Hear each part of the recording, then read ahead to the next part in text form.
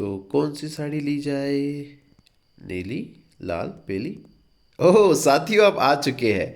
Actually ये साड़ी मैं आप लोगों को दिखाने के लिए ही ले रहा था। तो आपको पता चल ही गया होगा कि इस साड़ी का नाम क्या है और अपने चैप्टर का नाम क्या है। जी हाँ, पोचमपल्ली। तो पोचमपल्ली ये जो टाउन है ये आता है हैदराबाद के पास, जो हैदराबाद तेलंगाना है ना। तेलंगाना की जो राजधानी वो हैदराबाद। तो हैदराबाद से सिर्फ 50 किलोमीटर की दूरी पर ये देखिए आपको दिखाई दे रहा है भूदन पोचमपल्ली। ये पोचमपल्ली में ही एक मुक्तापुर नाम का विलेज है। यहाँ पर ये साड़ियाँ बनाई जाती है। तो चलिए देखते हैं पोचमपल्ली साड़ी के बारे में। आइए। Name of the chapter is Pochampally. Vani and Prasad live in a village called Muktapur.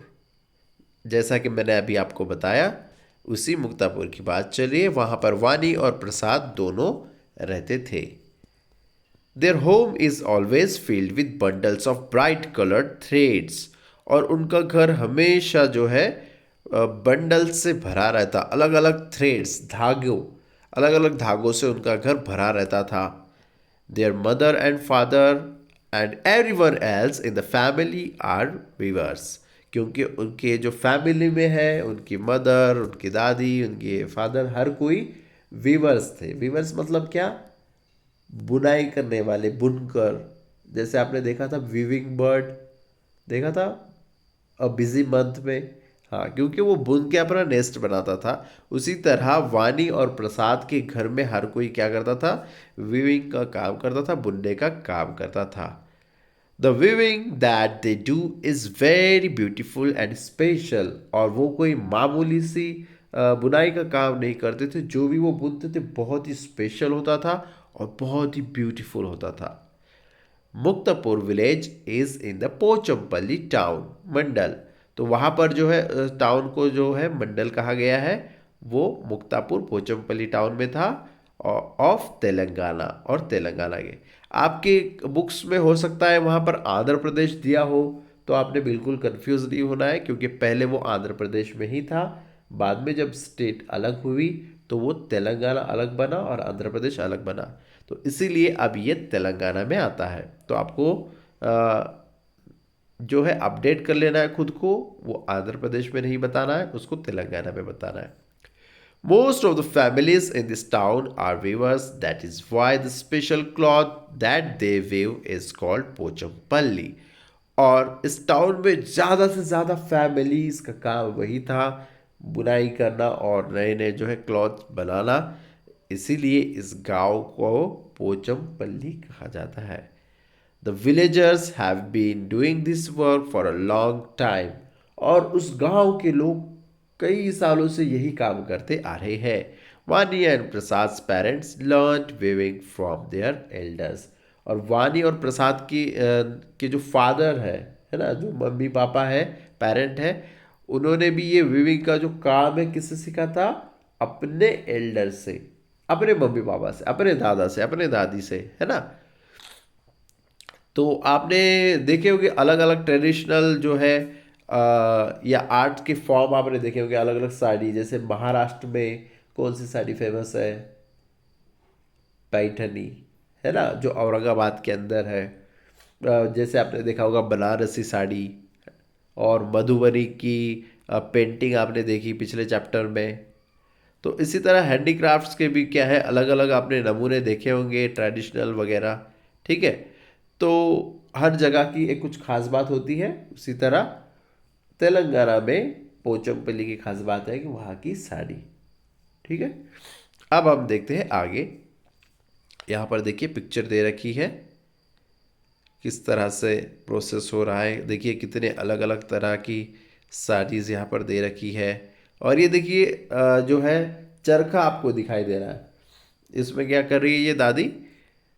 ये देखिए यहाँ पर, हाँ, चरखे से जो है बंडल्स अलग अलग थ्रेड के, उसने बताया ना अलग अलग थ्रेड कलर के बंडल्स है उसके घर में। तो इस तरह इस चरखे को लगा के जो है काम आगे बढ़ता है। ये देखिए यहाँ पर ये पूरा प्रोसेस आपको बताया है किस तरह से साड़ी बन रही है और किस तरह से वो धागा उसके चरखे के अंदर घूम रहा है। Process of making Pochampally saris. Now next, now Vani and Prasad also help their parents after coming back from school. जैसे आपने देखा था पिछले चैप्टर में वेजिटेबल वाले में, क्या नाम था? वैशाली, है ना?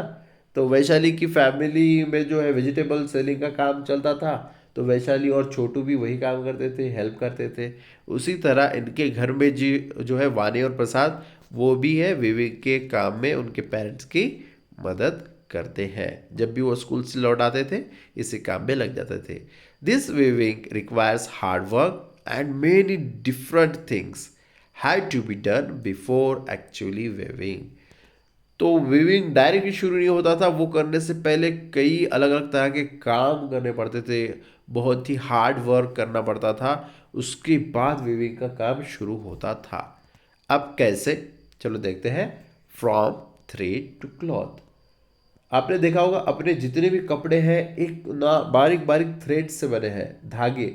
अगर आप अपने कपड़ों को ध्यान से देखेंगे तो उसमें भी आपको अलग अलग धागे दिखाई देंगे। ये देखिए, इस पिक्चर को ही ध्यान से देखिए, इसमें भी आपको धागे दिखाई दे सकते हैं, है ना? तो अपने कपड़ों का भी यही हाल होता है। तो इन्हीं धागों से बने हैं अपने कपड़े, ध्यान से देखिएगा। Father brings bundle of thread from Pochampally town. Father जाते थे, फटाफट बंडल लेके आते थे उन धागों का, ठीक है, पोचमपल्ली टाउन से लाते थे। Mother then puts these threads in boiling water to wash away the dirt and stains. तो उन धागों पे जो भी स्टेन्स है, जो धब्बे वगैरह या धूल धपट जो भी हो, उसको साफ करने के लिए मम्मी क्या करती थी, पहले उसको बॉइलिंग वाटर में डालती थी और उन धागों को बॉईल करती थी, ठीक है? तो वो पूरा डर्ट उसका साफ हो जाता था। Then everybody works to dye the threads with bright colours. और उसके बाद हर कोई क्या करता था, उन कलर्स को उन धागों को कलर देने का काम करता था। उनमें ब्राइट कलर्स डाले जाते थे, अलग अलग कलर्स में उसको फिर जो शेड दिया जाता था। these these threads are then dried and rolled into bundles। और उसके बाद ये धागे क्या होते थे, जब सूखते थे फिर उनको रोल करके उनके बंडल्स बनाए जाते थे। समझ में आ रहा है आपको? पहले मार्केट से लाया, उसको उबाला, फिर उन धागों को अलग से कलर दिया और उसको सुखाया, उसके बाद उसका एक बंडल बन गया। अलग अलग कलर के, लाल हरा पीला जो भी कलर देना है उन्होंने उसको दे दिया, ठीक है। These bundles are put on to looms. उसके बाद उन बंडल्स को उन लूम्स में डाल दिया जाता था। वो जो मशीन अभी हमने देखी, चरखे वगैरह है ना, उसमें डाल दिया जाता था। And cloths is woven. और उसके बाद जो है क्लॉथ्स बुने जाते थे। Silk cloth and silk saris are woven from silk thread. अब देखिए, सिल्क के कपड़े रहते हैं तो नॉर्मल वाले कॉटन से बनेंगे क्या वो? बिल्कुल नहीं, उसके लिए सिल्क चाहिए। और सिल्क कैसे बनता है आपको पता है? कौन बनाता है silk?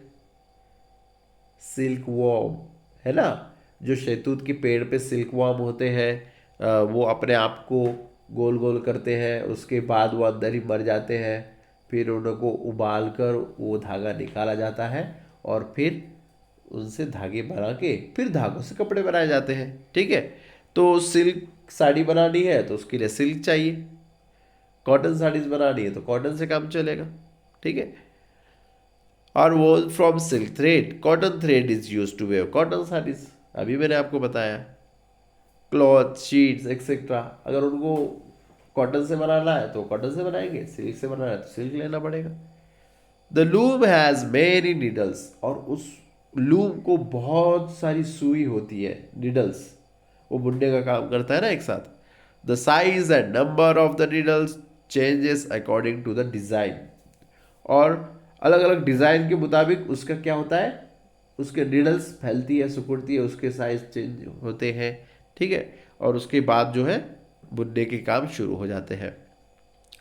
The weavers weave the beautiful Pochampally saris in bright colours. तो वो जो वीवर्स है ना, ब्राइट कलर में ही साड़ी बनाते हैं, क्योंकि लोगों को ब्राइट कलर बहुत जल्दी पसंद आता है। ब्राइट कलर लेना वो प्रेफर करते हैं, इसलिए ब्राइट कलर्स में बनाते थे। Through their traditional craft they have made their region world famous. और इनके इसी ट्रेडिशनल क्राफ्ट की वजह से उन्होंने अपने जो गांव को है दुनिया में, अपने रीजन को है दुनिया में फेमस कर दिया। दूर दूर से लोग उनकी साड़ी खरीदने आते हैं। हमें भाई तेलंगाना की वो पोचमपल्ली साड़ी चाहिए, है ना। जैसे कर्नाटक की जो है इरक्कल साड़ी, वो भी बहुत फेमस है। जैसे महाराष्ट्र की पैठनी फेमस है, उसी तरह तेलंगाना की पोचमपल्ली भी बहुत ज़्यादा फेमस है और सारे वर्ल्ड में फेमस है, ऐसा नहीं है। और इससे पहले भी आपने वो चैप्टर देखा था, कौन सा, वो जिसमें शॉल बनाई गई गोट के बालों से, है ना। कश्मीर में बनाया जाता है वो, लद्दाख साइड में। ठीक है, तो चलिए, तो इसी तरह ये हो गया फेमस। आप देखते हैं next point, a craft in danger. अब ये क्राफ्ट डेंजर में कैसे आ गया, खत्म होने कैसे आ रहा है, चलो देखते हैं। Great skill is needed to weave such special saris. अब इतनी ब्यूटीफुल साड़ी बन रही है तो उसके लिए स्किल भी तो ऐसी ही चाहिए, मतलब लोगों को वो आना चाहिए, उसमें वो माहिर होने चाहिए, परफेक्ट, है ना। तो बहुत इसके लिए जो है मेहनत लगती है। It also takes many days of hard labour. और इसके लिए बहुत दिन लगते हैं, बहुत मेहनत लगती है। After all this it is difficult to get a good price for these saris. अब इतनी मेहनत करने के बाद भी उतने पैसे नहीं आ रहे, है ना। अब उसको कई कई दिन लग रहे, 15-15 दिन, एक एक महीना लग रहा, लेकिन उतना करने के बाद भी आप मार्केट में जाओ और आपने बोला कि ये इस मेरे साड़ी का जो है प्राइस होगा 6,000 रुपया, लोग आपको बोलेंगे 700, 700 रुपये में दो, 700 में। तो बताओ, अगर इतना ज़्यादा प्राइस का आप इतना कम करके मांगोगे तो उन लोगों को क्या मिलेगा, कुछ नहीं मिलेगा। तो ये उनका नुकसान हो जाएगा, ठीक है। तो इनकी साड़ी को जो है गुड प्राइस नहीं मिल रहा था। Silk is becoming expensive day by day. और जो सिल्क है दिन ब दिन जो है महंगा होता जाता है, और उसके हिसाब से फिर साड़ी का रेट भी बढ़ता जाएगा। Big shopkeepers give very little money for the saris, दो दे themselves sell them at very high price. अब जो बड़े बड़े दुकानदार होते हैं, ये पोचमपल्ली जो है टाउन वालों से साड़ी बहुत ही सस्ते कीमत में खरीद लेते हैं। समझिए, वो खरीद लेंगे 10 साड़ी हम ले लेंगे आपसे, आपको हम 1,000 रुपये दे देंगे, लेकिन उसी साड़ी को बाद में वो लोगों को बेचेंगे 6,000 में, है ना। एक्चुअल में उन जो जिन लोगों ने मेहनत की है उन्हें फ़ायदा मिल रहा है क्या? नहीं, यहाँ फ़ायदा दुकानदार को हो रहा है। तो अगर फ़ायदा ही नहीं हो रहा तो लोग क्यों साड़ी बनाएंगे इतनी मेहनत से? नहीं बनाएंगे, है ना। तो ऐसा इनके साथ भी हो रहा था। That is why many weavers are giving up their family craft. इसलिए कई लोग बोले यार इतनी मेहनत मत करो, पैसा नहीं मिल रहा उससे, तो वो ऐसे में काम छोड़ रहे हैं। Many are leaving their villages to work as labours in big cities. और फिर कई लोग ने ये काम छोड़ दिया और वो लेबर बन गए घर बांटने के काम में, या फिर दूसरे कंपनी में चले गए काम करने। और ये जो है, ये जो स्किल वाला काम धीरे धीरे खत्म होते आ रहा। We need to solve this problem by helping them get a better price. तो हम इनकी हेल्प कर सकते हैं इनका प्रॉब्लम सॉल्व करने में। कब हो सकता है इनका प्रॉब्लम सॉल्व? जब इनको इस साड़ी का बढ़िया दाम मिलेगा, बढ़िया प्राइस मिलेगा, तभी तो उनको लगेगा यार इसकी तो बहुत डिमांड है, हम साड़ी बनाएंगे, हमें भी फ़ायदा है। अगर नहीं फ़ायदा तो वो छोड़ रहे हैं, ठीक है। Otherwise this precious craft will be lost for ever. अगर ऐसा हमने नहीं किया तो क्या हो जाएगा, ये जो क्राफ्ट है धीरे धीरे धीरे पूरी तरह खत्म हो जाएगा। ओके, नाउ वानी and Prasad learn this beautiful craft from their family members. वानी और प्रसाद ने उनके फैमिली मेम्बर से ये सीखा था। When they grow up, do you think they will be able to teach their children the skills of this craft? जब वानी और प्रसाद बड़े हो जाएंगे तो क्या वो भी अपने बच्चों को सिखा पाएंगे सेम चीज़? ज़रूर सिखा पाएंगे। अगर उन्होंने अपने दादा दादी से सीखा है तो वो भी तो अपने बच्चों को सिखा सकेंगे, है ना। सिखा तो सकेंगे, लेकिन अगर उन्होंने बीच में ही काम छोड़ दिया तो वो भी भूल जाएंगे कि ये कैसे करते थे, और ना वो अपने बच्चों को सिखा पाएंगे। फिर इस तरह से ये धीरे धीरे ये स्किल क्या हो जाएगी, खत्म हो जाएगी। Now, write in your notebook. Have you ever seen anybody weave something on a loom? What were they weaving and where? तो आपने देखा है कभी जो है लूम में कुछ क्लॉथ्स बनाते हुए? जैसे अभी मैंने बात की औरंगाबाद के पैठन महाराष्ट्र में भी बनाया जाता है, और बहुत सारे आश्रम ऐसे भी हैं जो अनाथ आश्रम है, वहाँ के लोगों के रोजगार के लिए भी जो है विविक का काम वो लोग करते हैं लूम्स पे। जैसे मैं अभी गया था महाराष्ट्र में आनंद मठ में, जो बाबा आमटे का मठ है, वहाँ के अनाथ लोग भी जो है इस तरह के विविंग का काम करते हैं। ठीक है, तो आपने भी देखा होगा तो ज़रूर शेयर कीजिए। The threads of a sari are dyed. Do you know of any other thing that is dyed? तो जैसे उन थ्रेड्स के साथ जो किया गया, साड़ी को पहले डाई किया, बाद में जो है बनाया गया, तो ऐसे और कोई चीज़ें आपने देखी जिनको फिर डाई करके यूज़ किया गया? कई बार आपने ये भी देखा होगा, अपने जो है जीन्स का कलर उतर गया, तो ऐसे में हम उसको ले जाते हैं और उसको डाई करा के लाते हैं अलग से। ठीक है, if you visit Vani's village, it seems as if the entire village is weaving sarees. अगर आप वानी के विलेज में जाओगे देखोगे तो आपको देखने मिलेगा कि सारे गांव के लोग वही काम कर रहे हैं। Do you know of any other work which many people living in one place do? तो सेम ऐसी चीज़ आपने और कोई देखी है कि उस गांव के सारे लोग सेम चीज़ कर रहे हो? अगर आपने देखी हो तो आप ज़रूर शेयर कीजिए। जैसे साड़ी बना रहे हैं इस गांव के सारे लोग, तो साड़ी बनाएंगे। अगर कहीं का कुछ फेमस है शॉल, तो वो वहाँ के गांव वाले सब शॉल बनाएंगे, है ना। अलग अलग जो है गांव या फिर अलग अलग स्टेट अलग अलग चीज़ के लिए फेमस होता है, वो वहाँ पर बनाई जाती है। Do they make some article? Find out the process of making the article. What are the different steps? सिर्फ ज़रूरी नहीं कपड़े ही, दूसरे दूसरे आर्टिकल, दूसरी दूसरी चीज़ें भी बना सकते हैं, तो उनका प्रोसेस भी आप बता सकते हैं। Do man and women do different kinds of work to make this article? Do children also contribute in making this article? क्या उस गांव में जो है आदमी औरत दोनों वो काम को लगे हुए हैं? क्या बच्चे भी उनकी हेल्प करते हैं? ऐसे कोई चीज़ है तो आप उसको ज़रूर देखिएगा। Talk to an ironsmith, a carpenter, and a potter about the nature of their work.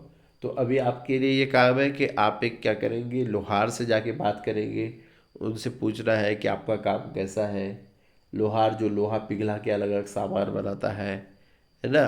Carpenter से बात कीजिए जो लकड़ी के काम करते हैं, और बढ़ई से बात कीजिए जो बर्तन बनाते हैं अलग अलग। कुम्हार से बात कीजिए, है ना, कुम्हार जो बर्तन बनाते हैं ना। ओके, तो कारपेंटर और इन चीज़ों से आप इन सब से आप बात करेंगे। Okay, where did they learn to do their work? तो ये सारी चीज़ें वो कहाँ से सीखे थे? क्या लगता है आपको? वो भी अपने एल्डर से ही सीखे होंगे, है ना। वो अपने एल्डर से सीखे, तभी तो उन्होंने अपने बच्चों को सिखाए। What else did they need to learn to be able to do this work? तो ये काम करने के लिए उनको और क्या क्या सीखना पड़ा, कौन कौन सी चीज़ें, वो आप उनसे पूछेंगे।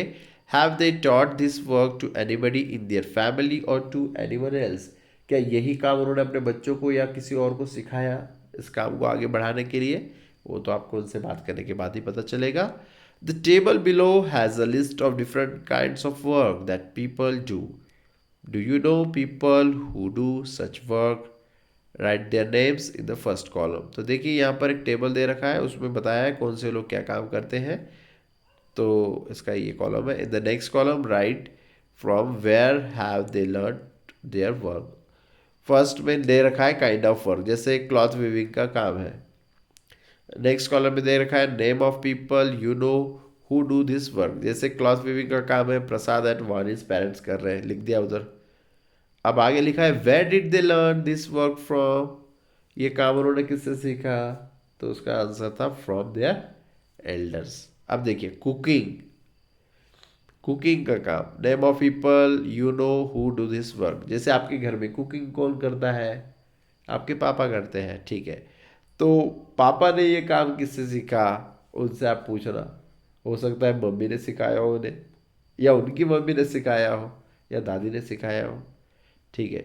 साइकिल रिपेयर का काम कौन करता है? अगर आपको नाम पता है उनका नाम लिख देंगे, और उन्होंने वो काम कैसे सीखा।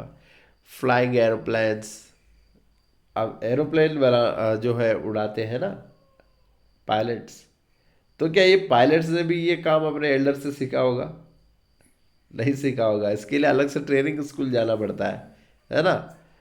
तो ऐसा भी होता है कि भाई हमको ट्रेनिंग लेकर भी कुछ चीज़ें सीखनी पड़ती है, और कुछ चीज़ें सीखने के लिए अपने एल्डर से काफ़ी होते हैं। ठीक है। तो यहाँ पर बहुत सारी चीज़ें दे रखी है, sewing and embroidery, singing, making shoes, flying kites, farming, cutting hair. तो मैक्सिमम जो यहाँ पर आपको वर्क दिखाई देगा कि हमने अपने एल्डर से सीखा, लेकिन कुछ कुछ जो चीज़ें हैं हमें इसकी अलग से ट्रेनिंग लेनी पड़ती है। तो इस तरह से ये हमारा चैप्टर यहाँ फिनिश हो गया। इससे रिलेटेड अगर कुछ डाउट है तो आप कमेंट बॉक्स में ज़रूर लिखिएगा, और इसी के साथ हम मिलते हैं नेक्स्ट वीडियो में। तब तक के लिए धन्यवाद।